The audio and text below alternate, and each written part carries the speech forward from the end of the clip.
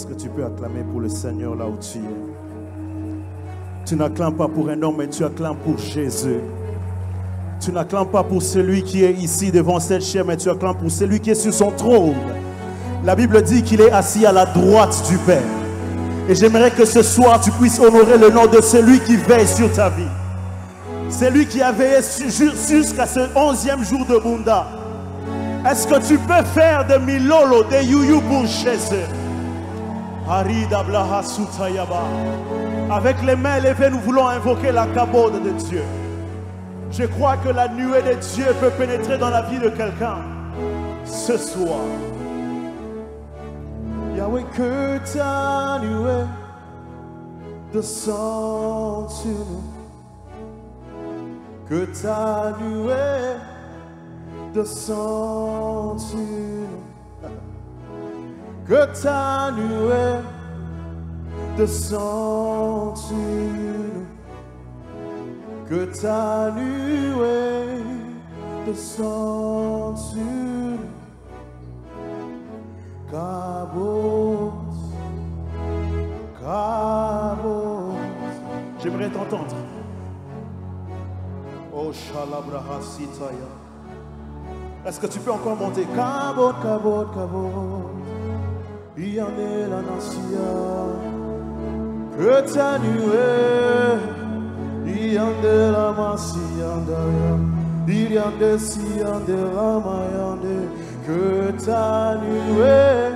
Ah, déclare-le. Yahweh, que ta nuée. Yeah. Ishatayaba. Come on. Ha. Que ta nuée. Eshaya. Que ta nuée. Ha. Yahweh, Kabo. Il y en a les monstres. La gloire qui pèse. Nous voulons la voir.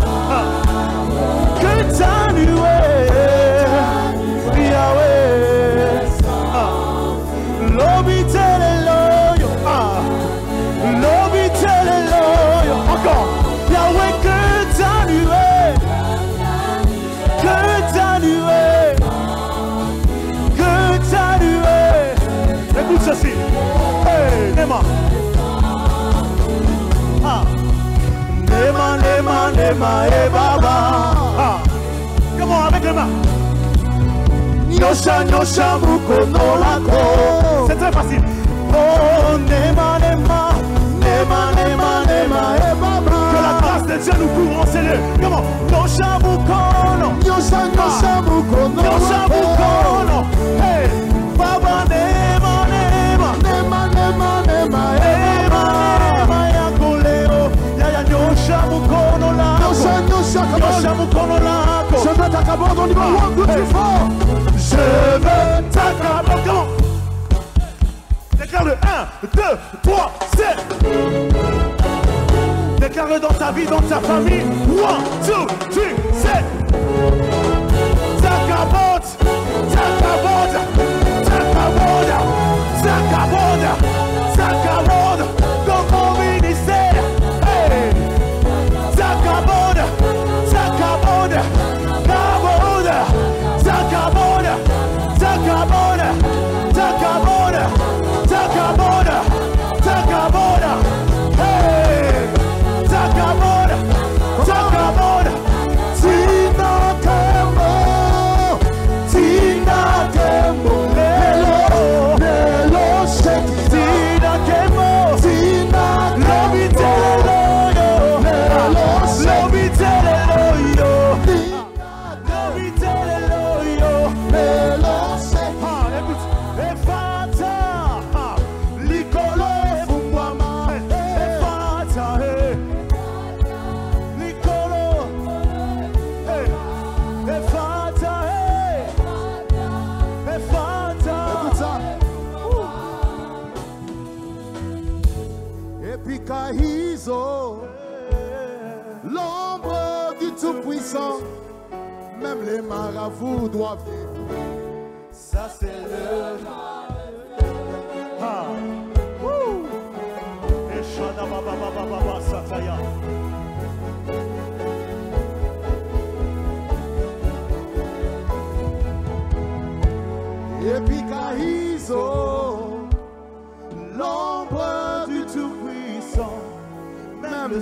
anciennement. Ça c'est le roi de Dieu. Alléluia. Père éternel, merci. Merci pour ta présence, merci pour ta grâce. Parle-nous, inspire-nous, fais-nous du bien, c'est en ton nom que nous avons ainsi prié et nous disons Amen. Quelqu'un peut acclamer très fort pour le Seigneur, merci.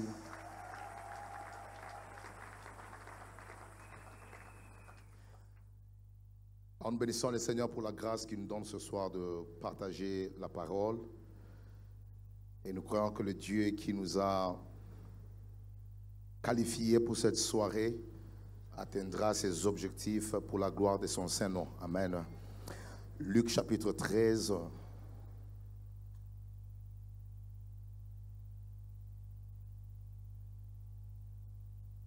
Luc chapitre 13 à partir du verset 10 jusqu'à 17. La Bible dit, Jésus enseignait dans une des synagogues le jour du sabbat, et voici, il y avait là. Quelqu'un peut dire après moi, il y avait là. Plus fort que ça, il y avait là. Une femme possédée d'un esprit qui la rendait infirme depuis 18 ans. Elle était courbée et ne pouvait pas du tout se redresser. Lorsqu'il la vit, Jésus lui adressa la parole et lui dit, femme, tu es délivrée de ton infirmité. Et il lui imposa le main. Et à l'instant, elle se redressa et glorifia Dieu. Mais le chef de la synagogue, indigné de ce que Jésus avait opéré cette guérison un jour de sabbat, dit à la foule, il y a 6 jours pour travailler, venez donc vous faire guérir ce jour-là et non pas le jour du sabbat. Je voudrais dire à quelqu'un, personne n'a le droit de reporter au lendemain ce que Dieu a déjà prévu pour toi ce soir. Ah oui. Et la Bible dit, et cette femme, c'est Jésus qui parle, hypocrite, lui répondit le Seigneur, est-ce que chacun de vous, le jour du sabbat, ne détache pas de la crèche son bœuf ou son âne pour le mener boire? Et cette femme qui est une fille d'Abraham et que Satan tenait liée depuis 18 ans, ne fallait-il pas la délivrer de cette chaîne le jour du sabbat? Tandis qu'il parlait ainsi, tous ses adversaires étaient confus et la foule se réjouissait de toutes les choses glorieuses qu'il faisait. Est-ce qu'on peut honorer pour la parole de Dieu? Merci. Alors ce soir, je veux, par la grâce de Dieu, enseigner sur les avantages d'être patient devant la face de Dieu. Dis à ton voisin les avantages d'être patient devant la présence de Dieu ou devant la face de Dieu. Regarde notre voisin, dis-lui, il y a des avantages lorsqu'on est patient devant la face de Dieu. Quelqu'un dit Amen. Alors, j'ai 3 objectifs que je vais poursuivre, que le Seigneur a posé dans mon cœur comme fardeau, qui vont être un peu comme le roadmap, comme le GPS, comme les boussoles de mon enseignement, qui vont nous permettre de savoir où est-ce que nous allons et qu'est-ce que nous poursuivons dans cet enseignement. Donc pour ceux qui écrivent, il y a 3 objectifs importants par rapport à l'enseignement de ce soir. Le premier objectif, c'est révéler le sens profond d'être patient devant la face de Dieu. C'est très important de comprendre le sens profond ou le sens spirituel d'être patient ou de se tenir devant le Seigneur. C'est important. Parfois, il y a des choses que nous faisons qui sont spirituelles, qui sont importantes. La raison pour laquelle nous ne sommes pas constants dans notre capacité à continuer à le faire, c'est parce qu'on n'a pas la compréhension du sens de ce que nous faisons. Quelqu'un peut faire 21 jours de prière, 30 jours de prière. Bon, c'est arrivé dans une période de sa vie, il a senti qu'il devait faire ça. Pas nécessairement parce qu'il avait un problème, mais il a senti qu'il devait essayer un peu de chercher Dieu. Mais parce qu'il n'a jamais compris le sens de ce qu'il venait de faire, cela ne deviendra pas une culture. Il ne le fera pas intentionnellement prochainement parce qu'il n'a pas la compréhension. Donc c'est toujours important que nous puissions aussi comprendre quel est le sens ou la définition, selon l'esprit de révélation, de notre capacité à se tenir devant les seigneurs avec patience, devant sa face, pendant longtemps. Et deux objectifs que nous allons poursuivre ce soir, c'est révéler l'impact, la valeur et la gloire d'être devant la face de Dieu. Nous voulons sérieusement travailler sur notre capacité à comprendre la gloire et la valeur. Pas seulement comprendre le sens de notre capacité à se tenir, mais savoir la gloire, la valeur, l'impact de se tenir devant la face de Dieu. Il y a des choses qui sont très glorieuses, très extraordinaires, qui sont attachées à notre capacité à nous tenir devant la face de Dieu pendant longtemps. Et les personnes qui connaissent la gloire, les personnes qui connaissent la valeur, les personnes qui connaissent l'impact de se tenir devant le Seigneur pendant longtemps, ils n'ont pas besoin d'exhortation pour prier. Ils n'ont pas besoin d'une exhortation ou d'un enseignement. Cela peut venir pour simplement enrichir leur connaissance de Dieu. Mais cette conscience vient de cette révélation qu'ils ont par rapport à la gloire, l'impact et même la valeur. Ils ont de rester longtemps devant le Seigneur. Voilà, donc ça sera mon deuxième objectif par rapport à mon enseignement. Et troisième objectif que nous allons atteindre ce soir, c'est pousser chaque enfant de Dieu, par la soif que le Saint-Esprit crée, pousser chaque enfant de Dieu par la soif que le Saint-Esprit crée, à développer la culture de se tenir devant Dieu pendant longtemps. Ça ne doit plus être événementiel. Ça ne doit pas être un événement que tu dois raconter à tout le monde que j'ai eu à faire une veillée de minuit à 6 heures. C'était ma première expérience. Oh, je priais de 15 heures à 18 heures pour la première fois. Mais ça va faire 16 ans, ça va faire 10 ans que tu es dans les choses de Dieu. Ceci ne devait pas être un événement. Ceci devait être un mode de vie. Et dès l'instant où vous faites de ces moments de se tenir devant le Seigneur une culture, il y a des choses qui vont commencer à se manifester au quotidien. Ça sera en fait une réalité qui sera rare dans la vie des autres, mais très fréquent dans ta vie parce que tu as établi un système spirituel très consistant qui permet à Dieu de faire de toi une preuve tangible de sa puissance et de sa gloire dans une génération. Vous savez, ce qui est rare dans une génération, bien sûr qu'il y a une valeur divine, ce qui est rare dans une génération est parfois fréquent chez certaines personnes.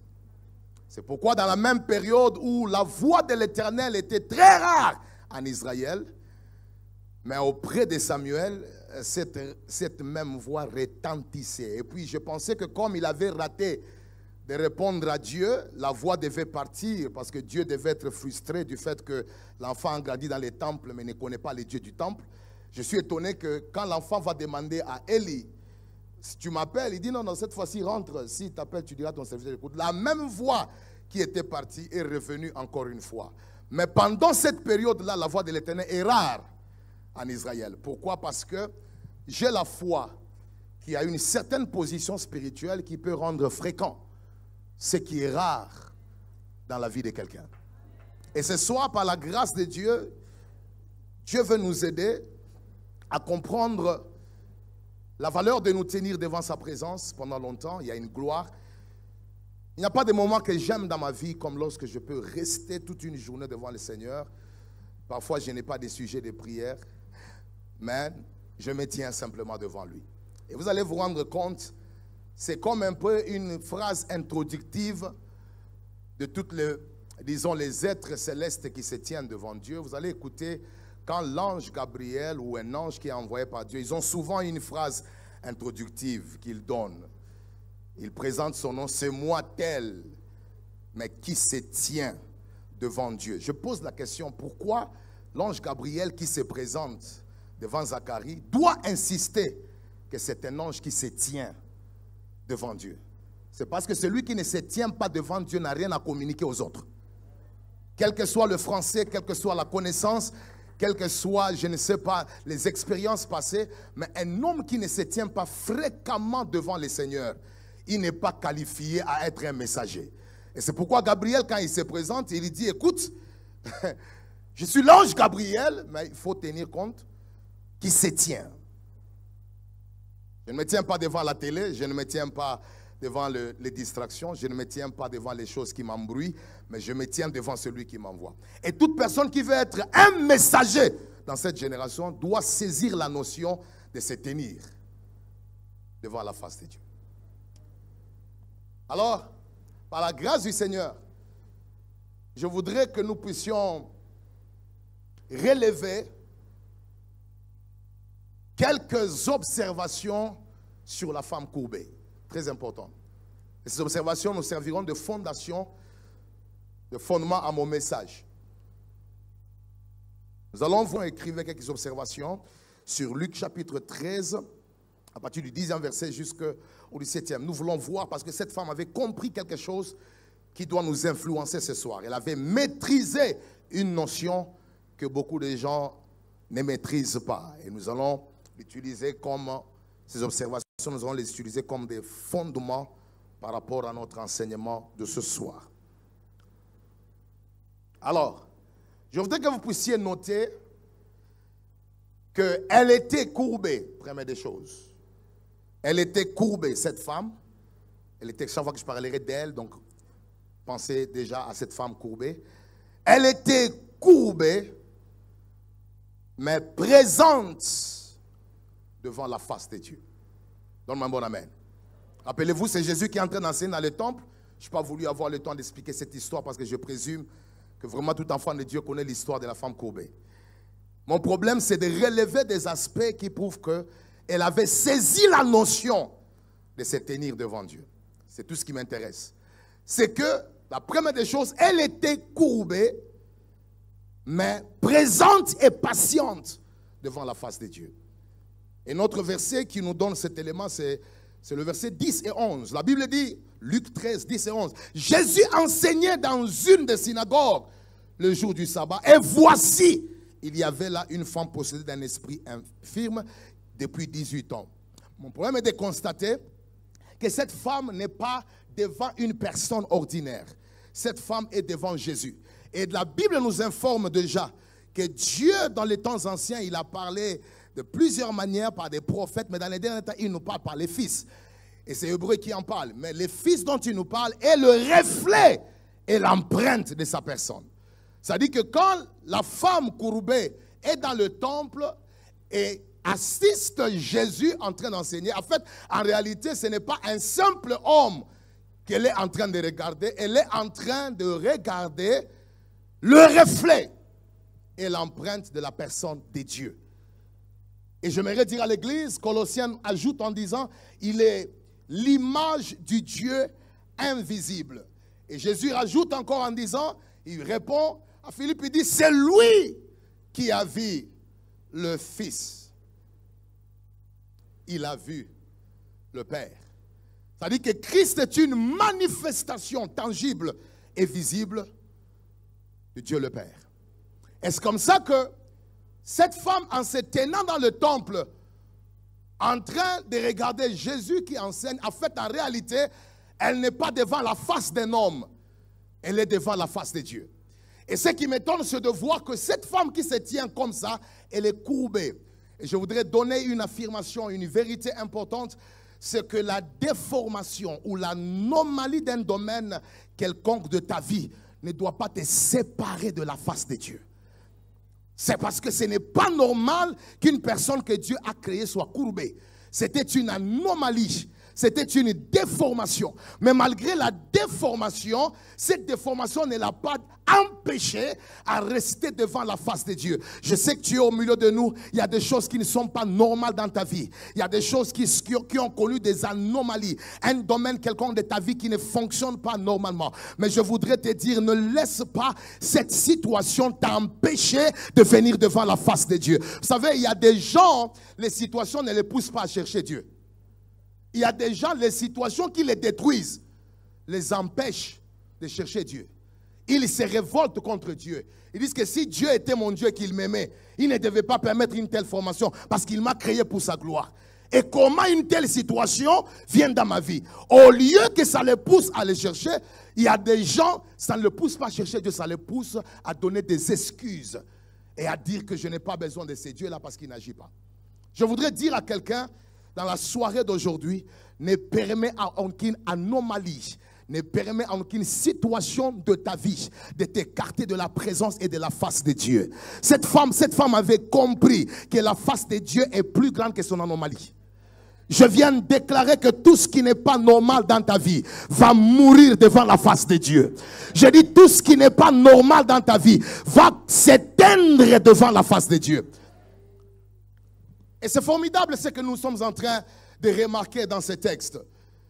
C'est que la deuxième des choses, elle était, pour ceux qui écrivent, elle était liée avec une chaîne par Satan. Notez cela, liée avec une chaîne par Satan, mais présente devant la face de Dieu. C'est très important, parce que c'est Jésus qui nous le révèle, même si les hommes ne pouvaient pas voir la chaîne. Mais Jésus dit, cette femme qui est une fille d'Abraham, que Satan tenait liée avec une chaîne. Elle dit qu'elle avait une chaîne qui était présente, mais invisible aux yeux des hommes. C'était une bataille spirituelle.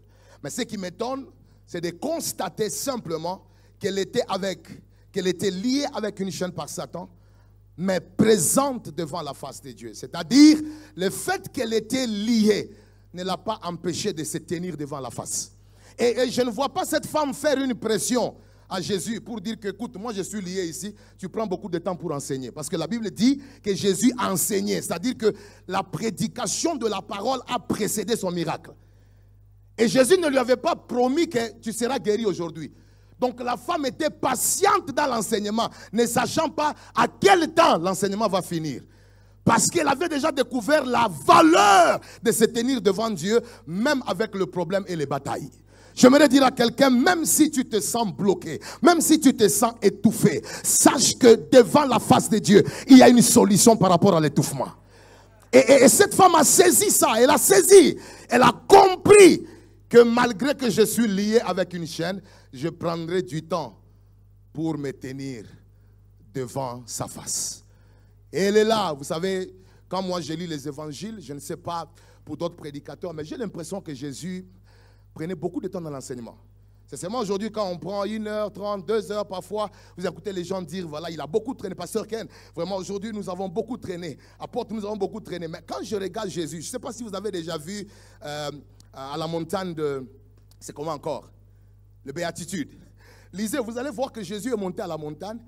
Il enseigne dans Matthieu 5, Matthieu 6, Matthieu 7. Matthieu 8. Et quand vous regardez le nombre de choses qu'il enseigne, vous comprenez que Jésus prenait beaucoup de temps dans l'enseignement. Et cette femme qui se tient dans les temples, elle ne sait pas à quel moment l'enseignement va s'arrêter. Et puis, elle ne sait pas si Jésus va la guérir ce jour-là ou pas. Mais la seule des choses qu'elle a compris, c'est qu'il y a une valeur dans la capacité de se tenir devant la face de Dieu. Même si je ne connais pas les jours de ma visitation, mais je connais ce qui peut arriver lorsque je me laisse devant la face de Dieu pendant longtemps. Je voudrais dire à quelqu'un, peut-être que depuis que Bunda a commencé, aucun miracle n'est arrivé. Peut-être que depuis que Bunda a commencé, tu te sens encore lié dans un domaine de ta vie. Mais je t'informe que ce soir, il y a une puissance qui sera déclenchée parce que tu n'es pas devant un homme, tu n'es pas devant l'apôtre, tu n'es pas devant le pasteur Ken, tu n'es pas devant le prophète. Tu es devant celui qui a créé les cieux et la terre. Celui qui me dit amen, reçois ta visitation ce soir. Parce que j'entends quelqu'un qui pose la question, mais apôtre, comment se tenir devant la face de Dieu? Écoutez, chaque fois que la parole est prêchée, tu es devant la face de Dieu. Parce qu'au commencement était la parole. La parole était avec Dieu. Et la parole est Dieu lui-même. Elle dit que quand la parole est prêchée, dis à ton voisin, tu es devant la face de Dieu. Même si tu ne vois pas Dieu, mais cette parole que je t'annonce, c'est Dieu à mode son.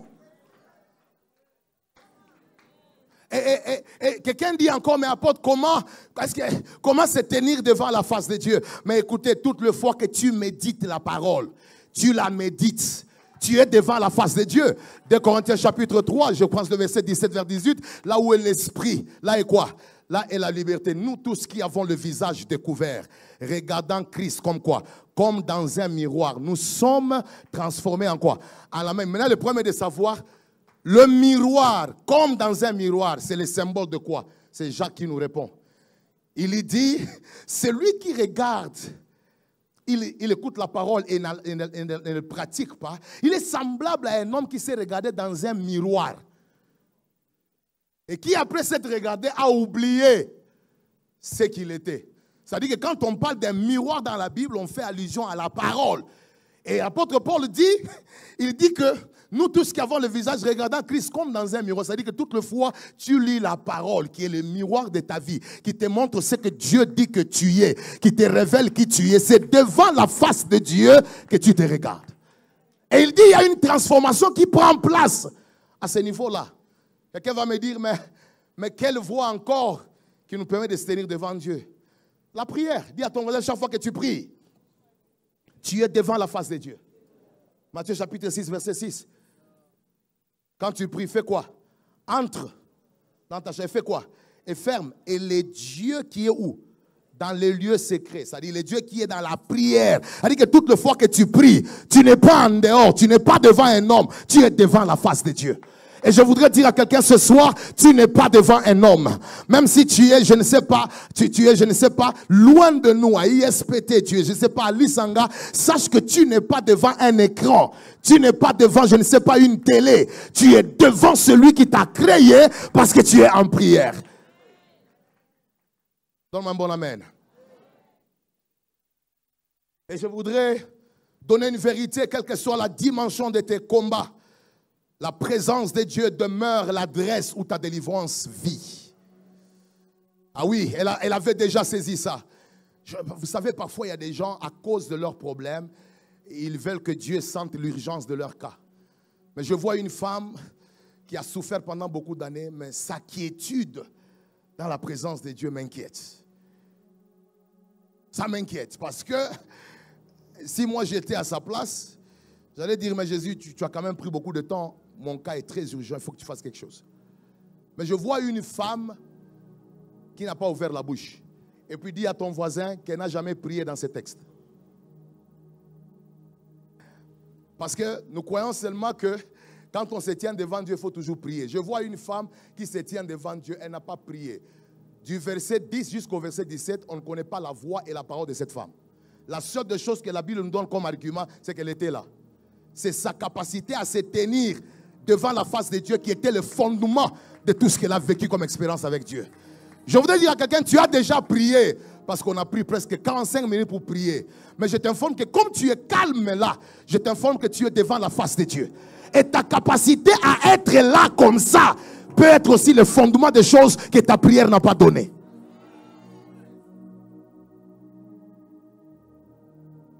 Et troisième des choses que je constate, prophète, c'est que je me rends compte qu'elle était sous contrôle d'un esprit qui la rendait infirme, mais patiente devant la face de Dieu.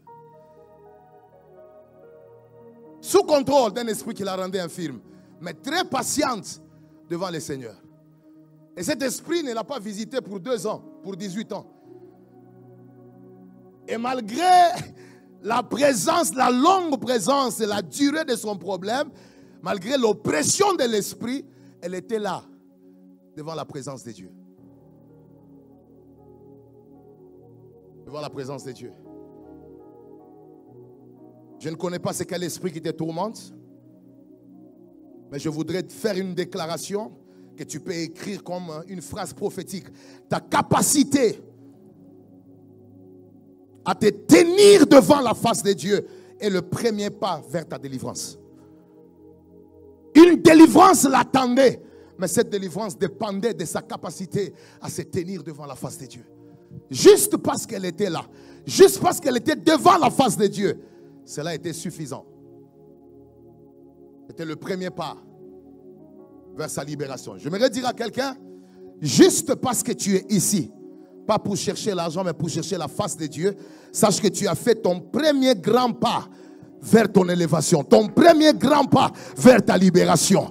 Oui, même si tu n'as pas demandé à Dieu encore, mais tu es en train de chercher sa face, tu demeures devant sa face. Le fait que tu demeures devant sa face, tu as déjà fait le premier pas qui te conduira dans ta destinée. Je viens de déclarer dans la soirée d'aujourd'hui, tu n'échoueras pas à la vie. Ah oui, je dis tu n'échoueras pas à la vie. Tu ne finiras pas ta vie dans l'humiliation. Parce que la Bible dit, ceux qui tournent le regard vers, ils ont le visage. Je viens de déclarer que ton visage ne sera pas un visage de tristesse. Il ne sera pas un visage d'humiliation. Ah oui, les gens qui te voient aujourd'hui, dans quelques mois, ils ne te reconnaîtront plus. Parce qu'il y a un Dieu qui honore les personnes qui se tiennent devant sa face. Se tiennent devant sa face. Dis à un voisin, là tu connais mon visage. Mais dans quelques mois, dans quelques jours, il y aura un rayonnement. Dis-lui, ce rayonnement a déjà commencé. Ça a déjà commencé. Dis-lui, ça a déjà commencé. Tu peux bouger un peu la tête. Oui, tu as été humilié pendant longtemps. Mais bientôt, tu bougeras la tête parce que ce que Dieu va faire va te bouger. Ça va te bouger de l'intérieur vers l'extérieur. On est simplement en train d'étudier la capacité de cette femme, malgré les multiples combats invisibles qu'elle avait, à se tenir devant la face. Et c'est ce qui est formidable. Et je peux aller plus loin, au 4e niveau, pour expliquer que elle était présente et patiente devant la face de Dieu, malgré l'urgence de sa situation. Malgré l'urgence de sa situation et sa durée exagérée. Elle était présente et patiente devant la face de Dieu, malgré l'urgence de sa situation et sa durée exagérée. Mon ami, je suis simplement en train de me rendre compte que cette histoire était urgente. Sa situation demandait que Dieu intervienne, même avant de commencer la prédication. Parce que quelqu'un qui a souffert pendant 18 ans, il ne faut plus la laisser encore pendant 2 heures, 3 heures, parce que vous ne savez pas le type de souffrance qu'elle a enduré. Ce qui fait que je me rends compte que dans la présence de Dieu, tout cas urgent peut attendre. Parce que Dieu a le contrôle. Il a le contrôle. Ce n'est pas parce que ton cas est tellement urgent que ça va échapper au contrôle de Dieu. Quand tu viens devant le Seigneur, même un cas qui peut t'amener à la mort peut attendre. Et ta capacité à ne pas mourir dépend de ta consistance devant sa face. Et je voudrais dire à quelqu'un qui a un problème urgent, Dieu, quand tu viens devant sa face, tu dépends maintenant de lui. C'est lui qui décide à quel moment il résout ta situation. Tout ce que toi tu fais, c'est être là devant sa face. J'aimerais dire à quelqu'un, tu ne mourras pas. C'est quand urgent ne va pas te détruire. Ah oui, l'urgence de ta situation ne va pas affecter ta destinée. Parce que le fait que tu es venu vers Dieu, tu es venu vers celui qui maîtrise les cas compliqués. Ah oui, c'est pourquoi lui pouvait même dire, il pouvait même dire aux disciples, pourquoi avez-vous peur? Parce qu'il se disait, la tempête vient de se lever, c'est bon, ça on peut deal avec. L'eau vient d'être agitée, c'est bon, ça on peut deal avec. Et puis à un certain moment, l'eau a commencé à pénétrer la barque. Ils disent que bon, ça va, ce n'est pas, la quantité n'est pas encore abondante. Mais dès l'instant où la barque a commencé à s'enfoncer, ils ont dit, le cas est devenu urgent. Mais Dieu ne veut pas intervenir. Celui qui garde Israël ne sommeille ni ne dort. Même lorsque le cas devient plus compliqué et que tu sens que c'est la mort qui arrive, tu sens que c'est bientôt tu vas mourir, il y a un Dieu au ciel. Quand il est avec toi et quand tu te tiens devant sa face, ton urgence ne va pas donner l'occasion à l'ennemi de te détruire. Aussi longtemps que tu es connecté à lui, sa grâce va t'assister. Tu me donnes un bon amen, je prêche la parole. Je sens que je dois donner une parole prophétique à quelqu'un. La Bible dit, lorsque je marche dans la vallée de l'ombre de la mort, je ne crains aucun mal. Je dois insister sur un aspect. Je dois insister sur un aspect. Quand on est dans la vallée, on n'est pas assis. Ah oui, on n'est pas assis. Dans la vallée, on est en train de marcher. Ce qui fait que chaque jour qui passe me ramène vers le terminus de ma vallée. Et le terminus de chaque vallée, c'est la montagne. Je voudrais dire à quelqu'un, tu as été longtemps dans la vallée. Et je t'informe que tu n'étais pas assis dans la vallée. Tu étais en train de marcher dans la vallée. Ce qui fait que ceux qui t'ont laissé dans une souffrance hier, demain ils te trouveront à la montagne. Et j'apprécie le fait qu'il dit, quand je marche dans la vallée de l'ombre de la mort, il n'a jamais dit que c'est la vallée de la mort. Il a dit c'est la vallée de l'ombre. Or l'ombre ne peut pas me toucher. L'ombre ne peut pas m'écraser. L'ombre ne peut pas m'anéantir.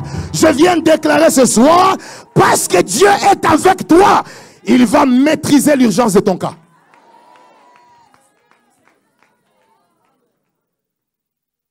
Et pendant que cette histoire est en train de se faire, la femme est là en train de contempler la face. Quelle maîtrise! Quelle maîtrise! Et ce qui m'étonne,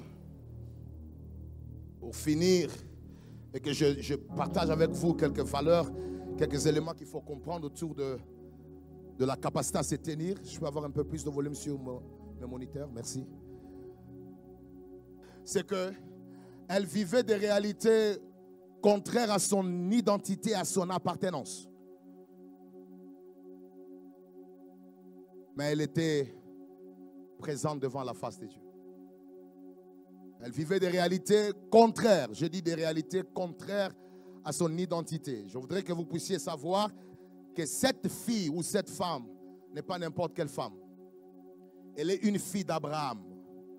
C'est-à-dire, quand on dit fille d'Abraham, elle est héritière. C'est-à-dire qu'elle est sujet des promesses qui doivent assurer une vie équilibrée et une vie bénie.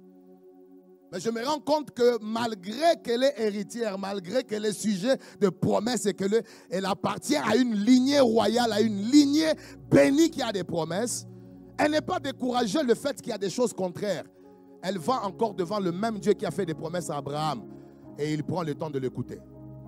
Il n'y a aucune révolte qui est entrée en elle. Il y a des gens, quand ils vivent des choses contraires à la prophétie, ils se révoltent contre Dieu.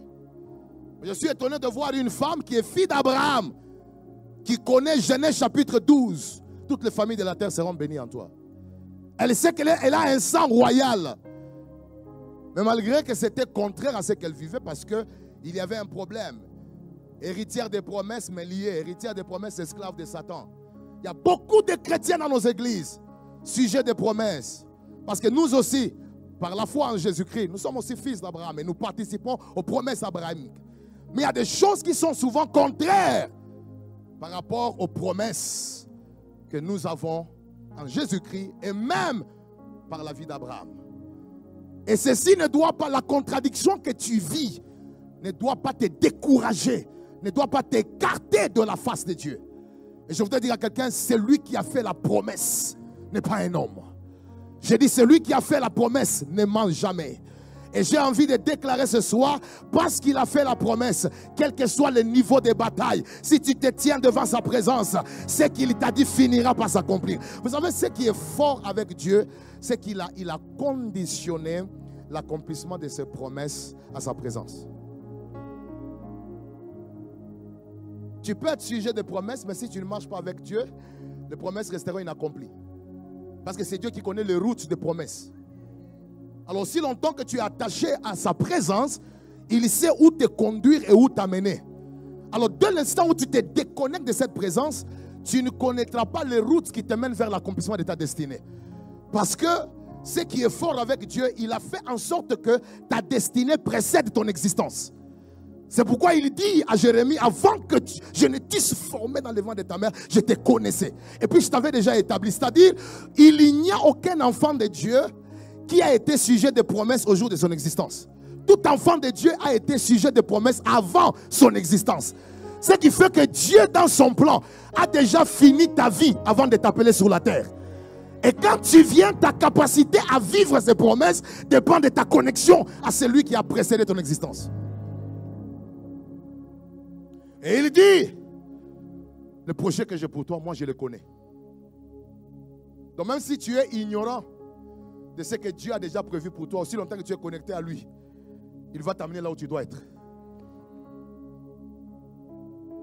Et ici, je voudrais dire à nous tous qui coulons dans les prophétiques, à nous qui coulons dans le domaine de la révélation, c'est que j'ai compris qu'il n'y a aucune prophétie que nous donnons sur l'avenir de quelqu'un que Dieu conçoit ces jours-là.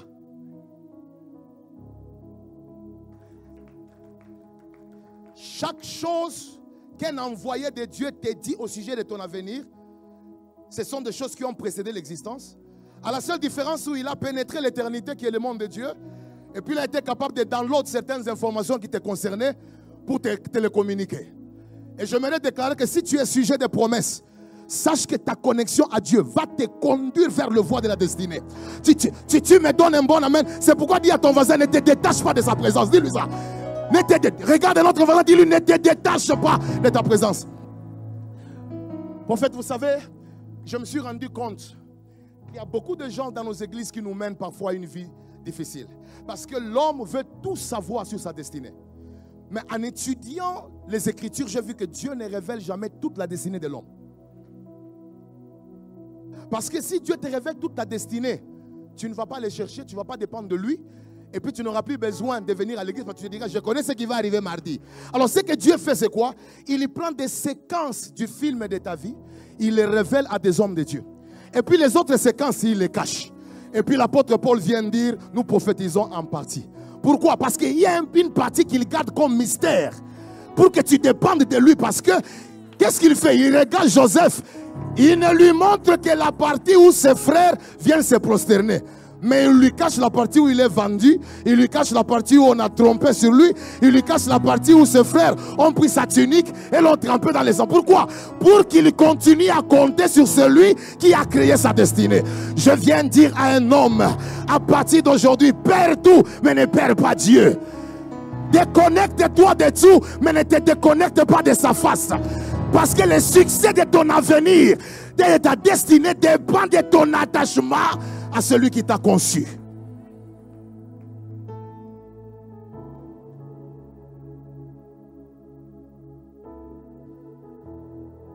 Alors bien aimés dans le Seigneur, je voudrais rapidement que nous puissions comprendre la valeur, le sens profond d'être présent et patient devant la face de Dieu. Je voudrais que tu tiennes compte de ça. Le fait qu'un homme peut se tenir devant la face de Dieu comme cette femme, comme nous là pendant 21 jours, il y a un sens profond attaché à cela qu'il faut comprendre. Je veux que tu maîtrises, la première des choses, c'est que notre présence patiente devant la face de Dieu est une forme de consécration. C'est une forme de consécration. C'est-à-dire, se tenir devant Dieu est une forme de consécration. La consécration n'est pas seulement la séparation d'avec la vie de péché. La consécration, c'est aussi lorsqu'un homme peut se tenir devant Dieu pendant plusieurs heures. C'est une dimension de consécration. Donc quand Romains chapitre 12 verset 1 dit, bien-aimés dans le Seigneur, je vous prie à offrir vos corps comme un sacrifice agréable à l'Éternel. Il ne parle pas simplement de la séparation avec le péché, mais il parle aussi de cette dimension d'être disponible devant la présence de Dieu. Physiquement, Dieu nous veut devant sa présence. Et j'aimerais dire à tout le monde, pour ceux qui ignorent, la consécration est la maternité des grands ministères. Vous ne pouvez pas vous improviser sur la scène évangélique dans une génération et dire que vous vous êtes réveillé, vous êtes devenu prophète, vous êtes devenu apôtre, vous êtes devenu pasteur, juste comme ça. Nous devons savoir dans quelle maternité étais-tu. Et la maternité qui engendre les grands hommes de Dieu, c'est la maternité de la consécration. À quelle taille? À la taille de demeurer devant la face de Dieu, devant les heures. Dis-moi la dimension de ta persistance devant Dieu. Je te parlerai de la profondeur de ton ministère.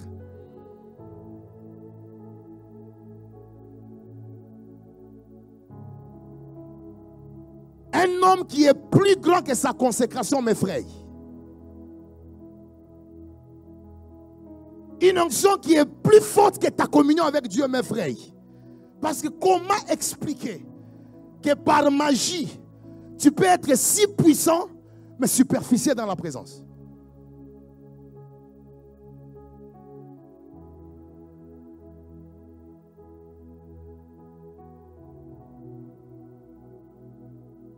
J'aimerais faire une déclaration. L'heure arrive où toutes les personnes superficielles qui veulent servir Dieu seront disqualifiées. Parce qu'il y a des ministères profonds qui sont en train de naître dans Bouddha 21. Et bientôt, nous allons assister à des ministres authentiques, à des personnes qui ne viennent pas parce qu'ils ont vu sur Internet. Ils viennent parce qu'ils viennent de la consécration. Ils ont été devant la face de Dieu, déconnectés de leur téléphone, déconnectés de WhatsApp, déconnectés d'Instagram. Ils ont été devant celui qui contrôle les vies. Dis à ton voisin, se tenir devant Dieu est une grande dimension de consécration. Et deuxième chose que vous devez retenir, notre présence devant la face de Dieu est un sacrifice du temps que nous offrons à Dieu. Dis à ton voisin, sacrifice du temps. Devant Dieu, il y a 3 grands sacrifices qu'un homme doit faire s'il veut être porteur de sa gloire. Donne un bon amen. Le premier sacrifice, c'est le sacrifice de ton corps. C'est-à-dire, quand tu offres ton corps, ce corps ici ne peut plus participer au péché. Il ne peut que participer aux choses qui donnent gloire à Dieu. L'impudicité n'est plus ton affaire, les mensonges n'est plus ton affaire. Tout ce qui est lié à ton corps doit servir à la gloire de Dieu. Premier sacrifice. Mais deuxième type de sacrifice, c'est au niveau de tes ressources. Oui, tout ce que tu as comme ressources, quand tu le mets à la disposition de Dieu, tu deviens un kingdom builder. C'est-à-dire quelqu'un qui bâtit le royaume, qui fait avancer le royaume avec ses richesses. C'est une dimension de sacrifice. Mais il y a une autre dimension de sacrifice qui semble être supérieure, c'est la dimension du sacrifice de ton temps. Une personne qui prend son temps et le donne à Dieu en se tenant devant sa face pendant 2 heures, 3 heures, 4 heures, 5 heures, comme demain de 6 heures à 18 heures, c'est un sacrifice qui permet à Dieu de changer ton temps. Vous ne pouvez engendrer une nouvelle saison que lorsque vous avez donné à Dieu aussi votre temps. Les personnes qui ne donnent pas à Dieu le sacrifice de leur temps ne peuvent pas changer les saisons de leur vie. Si tu veux changer les saisons de ta vie, prends ton temps, donne-lui à Dieu. Dis Seigneur, aujourd'hui, samedi, je passerai de 6h à 18h devant toi. C'est vrai, j'ai des affaires, c'est vrai, j'ai un travail, c'est vrai, il y a une fête, mais je vais sacrifier mon temps parce que je dois me tenir devant toi. J'aimerais dire à quelqu'un, nous avons eu la grâce, dans la petite grâce que Dieu nous a donnée, de consacrer des jours et des années devant le Seigneur. Je vous le dis la vérité, avec sincérité au cœur. Je ne regrette pas d'avoir passé mon adolescence dans la forêt. Je ne regrette pas d'avoir passé mon adolescence à la montagne. Je ne regrette pas d'avoir passé des 100 jours et des 100 jours de retraite et de prière. Parce que ce que je vois aujourd'hui me fait comprendre qu'il y a un Dieu au ciel. Toutes les fois que vous priez, votre prière ne pourrit pas. Je dis votre prière ne pourrit pas. Celui qui me donne un bon amen, je prêche la parole. Je me rends seulement compte qu'il y a un homme dans la Bible qui nous a prouvé que la prière ne pourrit pas. C'est Moïse. Il dit, Seigneur, fais-moi voir ta face. Dieu a exaucé sa prière à moitié. Au lieu qu'il voie la face, il a vu le dos. Mais comme la prière ne pourrit pas, la prière a été exaucée au-delà de sa mort. Il est déjà mort. Mais au jour de la transfiguration, Dieu regarde sur la table de prière. Il se rend compte qu'il y a un homme qui avait demandé de voir ma face. Mais je lui avais montré mon dos. Parce que la prière ne pourrit pas. Dieu a voulu que maintenant, que la prière qui a été faite avant soit exaucée. Je viens de déclarer, il n'y a aucune prière que tu fais dans cette saison qui restera sans être exaucée. Même si toi tu oublies les requêtes, il arrivera des moments où sans prier Dieu t'exauce, sans jeûner Dieu t'élève. Ce n'est pas seulement par rapport aux prières que tu fais là à l'instant, mais c'est par rapport aux réserves. Dis à ton voisin, j'ai des réserves. Ouais, des gens, vous les regardez. Apparemment, il n'a pas tellement une vie de prière qui peut vous étonner. Mais vous ne savez pas que 10 ans avant, il avait passé des années sans dormir. Ah oui, il avait passé des nuits sans dormir. Et maintenant, quand le temps de la gloire arrive, vous vous jugez son élévation par rapport à sa vie actuelle. Cependant, sur la table de Dieu, il y a des stocks de prières que Dieu est en train d'exaucer. Je déclare que dans 10 ans, tes amis ne te reconnaîtront plus. Ah oui, dans 6 mois, ils diront que tu as touché au fétiche. Mais tu leur diras que pendant que moi je jeûnais, vous étiez en train de manger. Pendant que moi je passais de 6h à 18h dans la présence de Dieu, vous étiez en train de chatter sur WhatsApp. Et la Bible déclare, il faudrait que celui qui s'approche de Dieu croie que Dieu existe et qu'il est le rémunérateur de ceux qui le cherchent.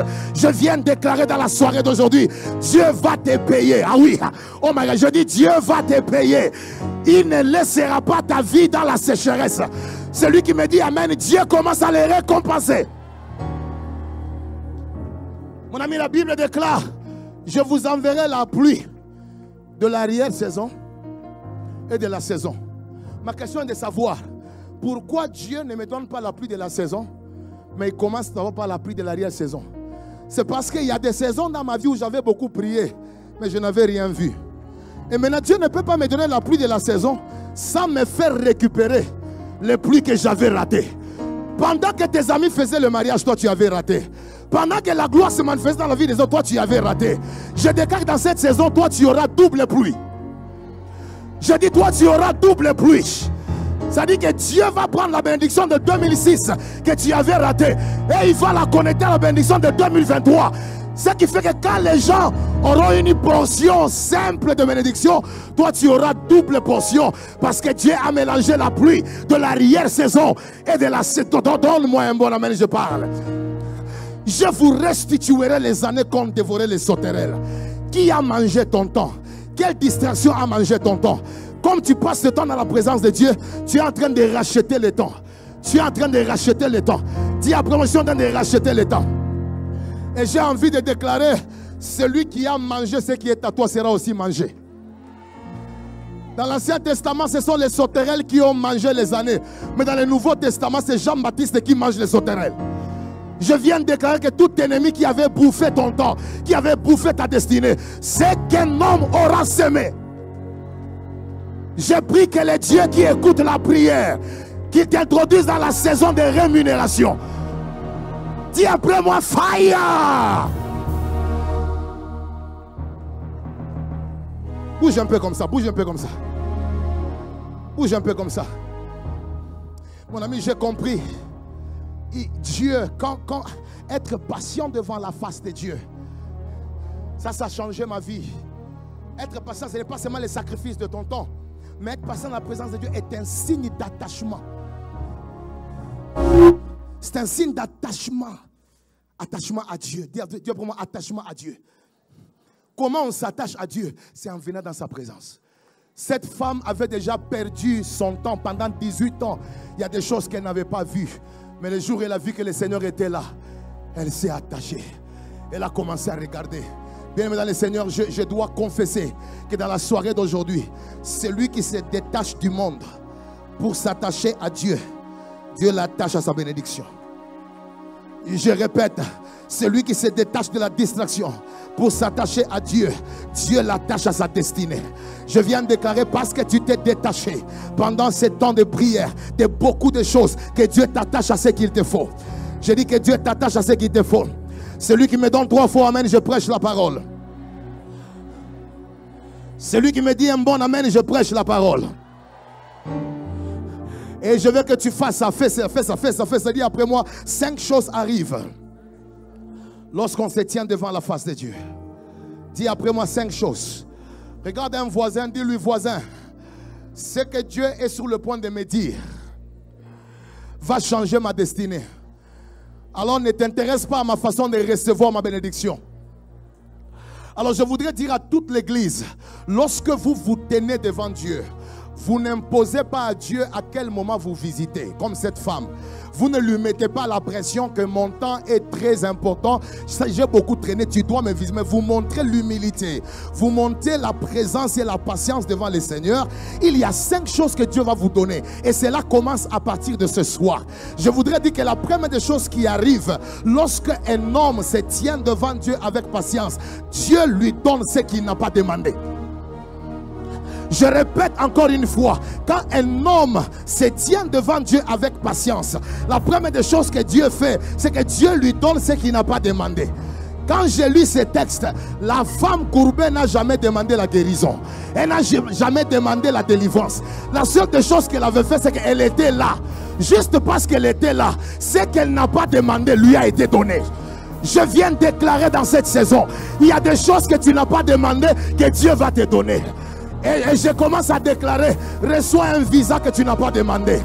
Reçois un mariage que tu n'as pas demandé. Reçois des opportunités que tu n'as pas demandé. Regarde un voisin, dis-lui, reçois ce que tu n'as pas demandé. J'aimerais dire à quelqu'un, Dieu va te surprendre. Parce que c'est un Dieu qui fait au-delà de ce que nous pensons et au-delà de ce que nous demandons. Je viens confesser qu'un villa t'attend. Ah oui, je viens déclarer que tu seras la première personne dans cette famille-là. Commencez à parler en termes de millions. Et puis quand on te posera la question, tu avais demandé ça à Bunda 21, tu diras non. À Bunda 21, je cherchais sa face. J'étais concentré sur sa face.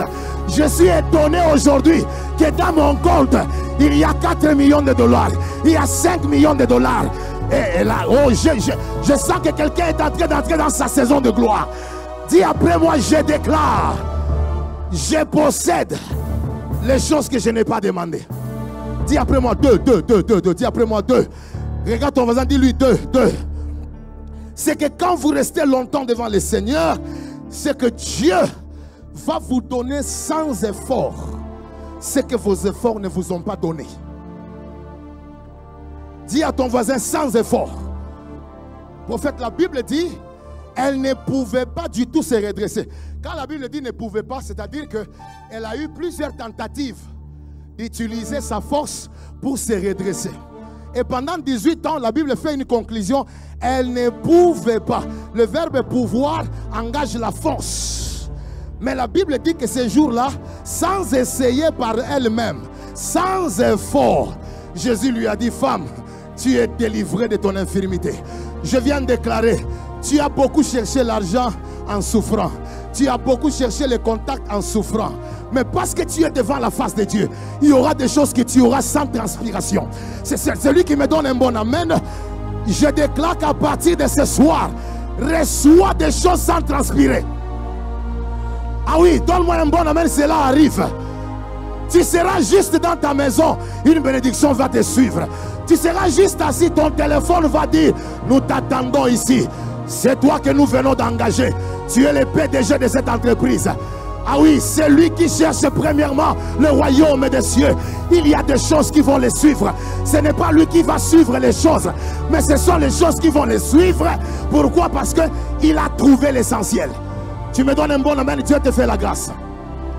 Écoutez, manger à la sueur est un résultat de la désobéissance. C'est quand l'homme pêche qu'on lui dit que maintenant c'est à la sueur. Mais au commencement, tu avais déjà mis un système qui faisait que c'était avec facilité qu'il obtenait des choses. Je prie que Dieu te fasse goûter l'éternité. Que Dieu te fasse goûter la dimension initiale de sa volonté. Je prie que dans cette saison, que tu ne pleures pas beaucoup pour avoir. Ah oui, que tu ne marches pas beaucoup pour avoir. Pourquoi est-ce que tout ce que toi tu dois avoir, il faut que tu pleures? Pourquoi il faut que tu marches? Pourquoi on doit te faire asseoir à ces bureaux-là de 10h jusqu'à 18h? Je déclare qu'à partir d'aujourd'hui, que le Dieu qui honore les personnes qui se tiennent devant sa face te donne sans effort ce que ta force ne t'a pas donné.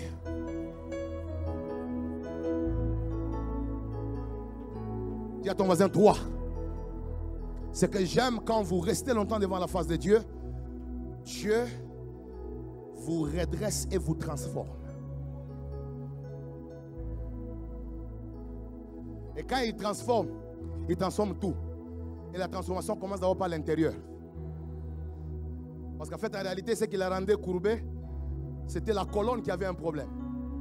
C'est-à-dire que si Jésus l'a redressé, la transformation a commencé de l'intérieur avant qu'elle ne soit visible. Toute vraie transformation commence de l'intérieur. Je prie que ton cœur, pendant cette période où tu es exposé à la présence de Dieu soient transformés. Que Dieu te donne un cœur plein d'amour. Aujourd'hui, nous avons une église, nous avons une génération où des gens qui confessent le nom de Dieu, mais il n'y a pas l'amour parmi nous. C'est parce qu'il y a un manque de transformation. Si nous nous laissons exposer à la présence de Dieu, il y a une dimension de transformation intérieure qui va pénétrer nos cœurs. Ceux qui mentaient vont abandonner. Ceux qui sont infidèles à leur femme, ils ont abandonné. Ceux qui ne disent pas la vérité, ils vont changer. Pourquoi? Parce que devant la présence de Dieu, il y a une puissance de transformation.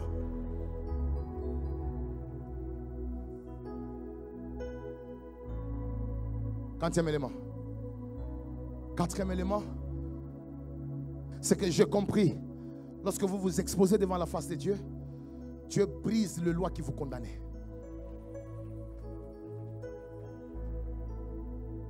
La Bible dit, pasteur Christian, Ecclésiaste chapitre 1, verset 15, ce qui est courbé ne peut jamais se redresser. C'est-à-dire que cette femme était contrôlée par cette loi de la nature qui dit que comme elle est déjà courbée, plus jamais elle ne va se redresser. Mais c'est Psaume 146 qui nous révèle que l'Éternel ouvre les yeux des aveugles et puis il y redresse ceux qui sont courbés. La loi qui était dans Ecclésiaste qui l'a condamné à rester courbé a été brisée parce que tout ce qu'elle a fait, c'était d'être devant la face.